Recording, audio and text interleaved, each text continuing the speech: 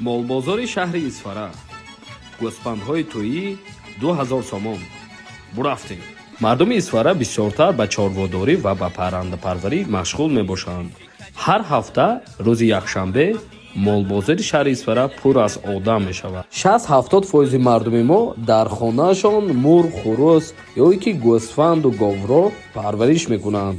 ин ҳам барои мо анъана мебошад ва инчунин зиндагии бисёри мардум аз болои ҳамин паррандапарварӣ ё ки чорводорӣ мебошад. масъала оиди нарх.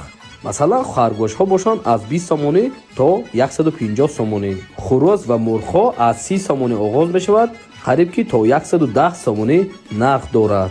мардуми мо бисёртар ба паррандапарварӣ яъне ки саъба, пулгирак ба лаҳҷаи исфарагӣ мешавад, бисёртар машғул мебошанд.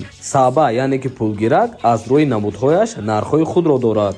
масалан вазир, подшоҳ ва дигарҳо мебошад. инчунин пулгирак садои беҳтарин дорад. ба фикри ман дар Исфара кафтарбоз яъне ки кабутарбозҳоям бисёр мебошанд. агар ин навори мо барои шумо писанд омада бошад, як лайки худро дариғ надоред ва дар дуюм қист дар бораи чорводорӣ яъне ки гов ва гӯсфандҳо сухан мекунем.